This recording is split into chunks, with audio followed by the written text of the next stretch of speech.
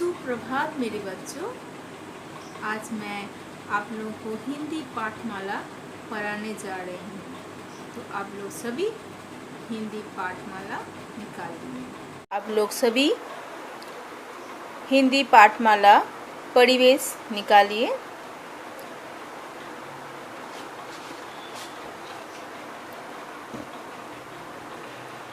अध्याय 3 page number 22।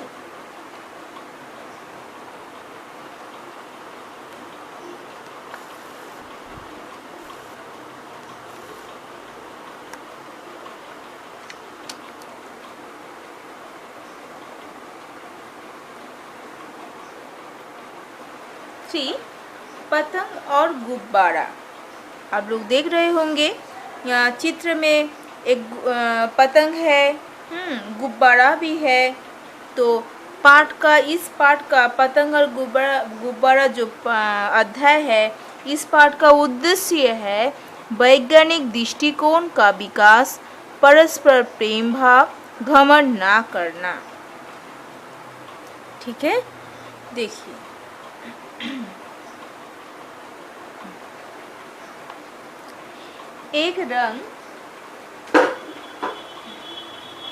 एक रंग बिरंगी पतंग इतराती, बल खाती, मुस्कुराती आसमान में ऊंची उड़ रही थी। देख रहे होंगे, पतंग है एक रंग बिरंगी और बहुत सुंदर से है, और वो इतराती, बल खाती, मुस्कुराती हुई आसमान में ऊंची उड़ रही थी। देख रहे होंगे सभी बच्चों, देखो इतनी ऊंचाई पर अपने आप को देखकर वह फूली नहीं समा रही थी, और इतना खुश हो गया था अपने आप में कि वो अपने आप में नहीं था। बहुत खुश। वाह, मैं इतना ऊंचा उड़ सकती हूँ, यह सोचकर वह झूम उठी। उड़ते उड़ते जब उसने नीचे झांका तो उसे बड़ी जोर से हंसी आ गई, क्योंकि उसे नीचे खड़े सारे बच्चे छोटे छोटे दिखाई दे रहे थे। ऊपर से तो सब चीज़ छोटा ही दिखता है, तो उसको ऊपर से सब चीज़ उड़ते उड़ते आसमान से जब नीचे झांक रहा था वो, तो देखा सब चीज़ छोटे छोटे है। ठीक है, वो छोटा छोटा। वो रहा संदीप, ऊपर से बोल रहा, वो रहा संदीप। ठीक है, देखो मेरी डोर थामे जमीन पर खड़ा ऐसा लगता है मानो एक चीता हो। ठीक है, उसको चीता का जैसा तुलना कर रहा है कि इतना छोटा दिख रहा है कि चीता का जैसा लग रहा है। किसको? संदीप को। खिलखिलाते हुए वह स्वयं से बोल उठी। ये अपने आप में बोला संदीप के बारे में कि वो दिखने में जमीन में छोटा दिख रहा है, चीता जैसा। ठीक है, तभी उसे एक आवाज़ सुनाई पड़ी, अरे तुम अपनी ऊंचाई देखकर इतना खुश क्यों हो? तो कोई पास से आके उसको ये बात बोला, जानती हो चीता कहकर तुम जिसकी खिल्ली उड़ा रही हो उसी के हाथ में तुम्हारी डोर है। देखो सचमुच को उसी का हाथ में डोर है। ठीक है, नेक्स्ट पेज।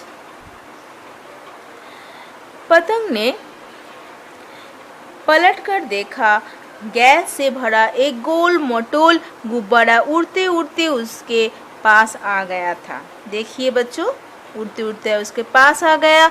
उसके धागे का दूसरा सिरा गुब्बारे वाले या किसी बच्चे के हाथ से छूट गया था।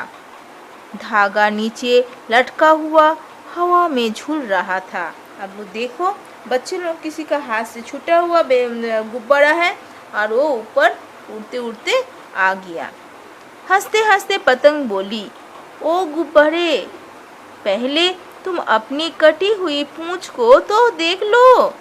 पूंछ यानी नीचे लटकता हुआ धागा। ये देखिए बच्चों, नीचे लटकता हुआ धागा। ठीक है, छोटा सा दिख रहा है आप लोगों को। हा हा हा, हवा में ऐसे झूल रहा है जैसे देखिए धागा दिखता है आप लोगों को। हवा में ऐसे झूल रहा है जैसे बेपेंदे का लोटा हो। हा हा हा हा। गुब्बारा बोला, अरे पतंग रानी, ये इनको पतंग रानी बोला, जरा तुम ऊंचा उड़ ली तो अपना रंग दिखा रही हो कि तुम ऊपर चली गया करके अपने आप को क्या समझ रहे हो। परंतु तुम्हारे ऊंचे उड़ने में तुम्हारा कोई कमाल नहीं है। कमाल तो है तुम्हारी पूंछ यानी डोर का, जिससे तुम बंधी हो और जिसके यह सहारे तुम उड़ रही हो। सच बात है, डोर का, और तुम जिसके सहारे उड़ रहे हो। तो मुझे तुम्हारी तरह किसी सहारे की ज़रूरत नहीं है। तुम जिससे घमंड कर रहे हो सब ऊंचा उड़ रहा है, पर उसका कोई सहारा नहीं हो, अपने आप उड़ रहा है। भले ही मेरी पूंछ कटी हो, सच मुझको पूंछ कटी हुई है, पर उड़ तो अपने आप रहा हूँ ना। हा हा हा हा। तो वो हंस रहा था। कौन? गुब्बारा। ये बात बोल के गुब्बारा हंस रहा था। ठीक है, नेक्स्ट देखिए। गुब्बारे की बात सुनकर पतंग आग बबूला हो गई। ये बात सुन के उसको बहुत गुस्सा आ गया। बोली, जिसे तुम मेरी पूंछ कह रहे हो वो धागा है। देख रहे हो, पूंछ नहीं है, धागा है, उसमें मांझा लगा है। पता है, पता भी है मांझा कैसे बनता है। कैसे बनता है आप लोगों को पता है बच्चों? इसे बनाने के लिए कांच को महीन पीसकर गोंद की सहायता से धागे में लगाते हैं। ठीक है, जिसके कारण मांझे के धागे में इतनी धार आ जाती है कि वह दूसरे धागों को काट सकता है। आप लोग समझ रहे हो कैसे बनाया जाता है? मेरा मांझा इतनी धार वाला है कि कोई डोर मेरे आगे टिक नहीं सकता। मैं तुम्हारी डोर भी काट सकती हूँ। क्या कर रही है? उसको डरा रही है कि मैं तुम्हारा भी डोर काट सकती हूँ। हा हा हा हा। क्या तुम नहीं जानती कि किसी धागे को काटने के लिए दोनों धागों को तना हुआ होना चाहिए, मेरे धागे की तरह लटका हुआ नहीं। मेरी पूंछ कटी ही सही, पर तुम उसका बाल भी बांका नहीं कर पाओगी, क्योंकि वह तो हवा में झूल रही है। गुब्बारे ने हंसकर अपना मुंह खोला। ये बात किसको बोल रहा है? पतंग रानी को, क्योंकि वो बहुत घमंड कर रहा है अपने आप का ऊपर। पतंग चिढ़ कर बोली, तुम्हें भी ज़्यादा डींग मारने की ज़रूरत नहीं है। जब तुम्हारी हवा निकल जाएगी तो तुम भी भीगी बिल्ली बन जाओगी। तो पतंग रानी उसको उल्टा जवाब दे रहा है, तुम्हारा भी जब हवा निकल जाएगा तो तुम भी भीगी बिल्ली बन जाओगी। ठीक है। गुब्बारा हंस कर बोला, बहन, हम दोनों ही हवा पर निर्भर है। सचमुच सभी तो हवा का के ऊपर में तो हवा है, तो हवा का ऊपर दोनों निर्भरशील है। ठीक है, फर्क सिर्फ इतना है कि मेरे भीतर भरी गैस चारों ओर की हवा से हल्की है, इसलिए मैं हवा में वैसे ही तैर रहा हूँ जैसे पानी में हल्की चीज़ पानी में तैरने लगती है। हवा में वो तैर रहा है, पानी में हल्का चीज़ भी तैरता है। आप लोगों को पता है, आप लोग हल्का कोई नाव बना के छोड़ दो पानी का ऊपर, देखो तैरेगा। तो ऐसा ही है, मैं भी हवा में तैर रही हूँ। तो पर तुम्हारे उड़ने के लिए भी हवा भी हमारी मदद करती है। सभी को, दोनों को। पतंग भी तो उड़ने के लिए कैसे उड़ता है? हवा से तो पतंग उड़ता है ना ऊपर में।